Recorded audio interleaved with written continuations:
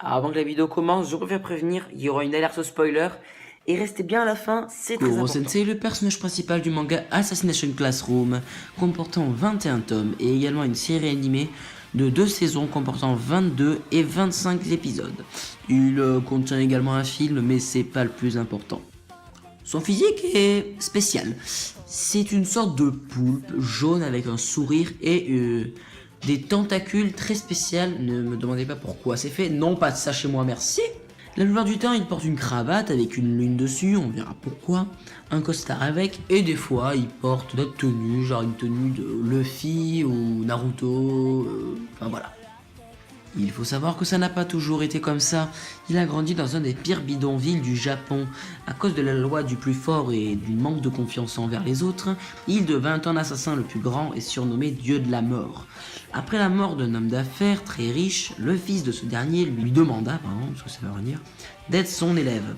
Sauf qu'un jour, il le trahit car accuse Koro Sensei de ne pas avoir assez été regardé en fait. Et après, il s'arrache à la peau, ce qui est assez dégueulasse, et Koro Sensei se fait capturer au labo. Lors d'une expérience, le labo avait envoyé une souris sur la lune avec des tentacules très spéciales, on y reviendra. Cette souris explosa d'ailleurs et fait exploser 70% de la lune avec elle. Donc voilà. Et tout le monde pensa que c'était Koro Sensei. Mais non, du coup, c'est pas lui qui a détruit la lune. Le labo, orchestré par Kotaro Inagisawa, le directeur de ce labo donc, décida de tuer Koro Sensei parce qu'il devait exploser en mars prochain. Bon, après vérification, il avait 1% de chance d'exploser, mais c'est quand même 1% de chance, c'est pas si mal, hein, c'est une chance sur 100 quand même. Mais suite à la connaissance de Iguri Yukimura, wouhou, j'en suis, qui était la maîtresse d'une certaine classe, la 3ème E, on y reviendra, Koro Sensei décide de s'échapper du labo, mais Yukimura mourut dans ses mains à cause d'un robot qui avait mal été conçu.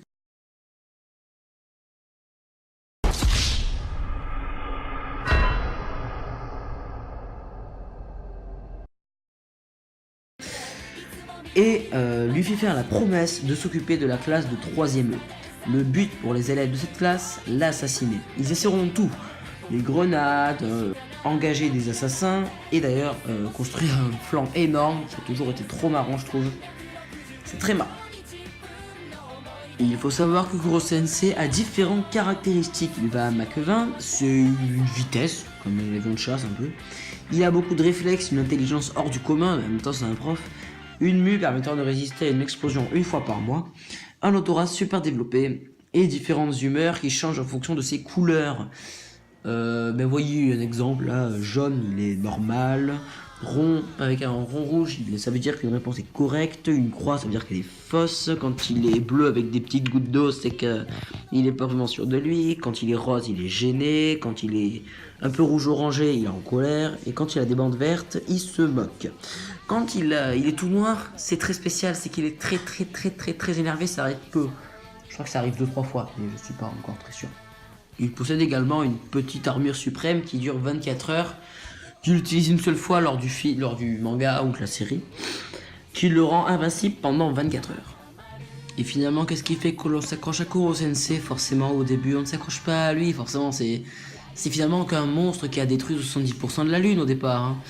Mais à force d'épisodes, on commence à s'attacher au personnage, et c'est au moment le plus culminant de notre accrochement que lors d'un combat rude contre Inagisawa et son élève, qu'il s'effondra au sol après avoir soigné Kayano, que ses élèves le maintenirent au sol et que Nagisa, élève le plus prometteur, lui planta un couteau dans son cœur qui le fit disparaître, s'envolant avec lui de très beaux souvenirs.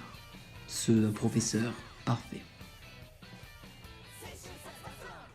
Merci d'avoir regardé la vidéo, j'espère qu'elle vous aura plu.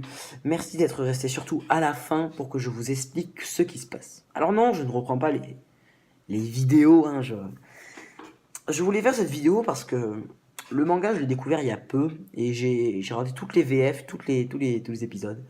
Et franchement, c'est un super épisode, allez les voir, donc justement, restez à la fin, écoutez.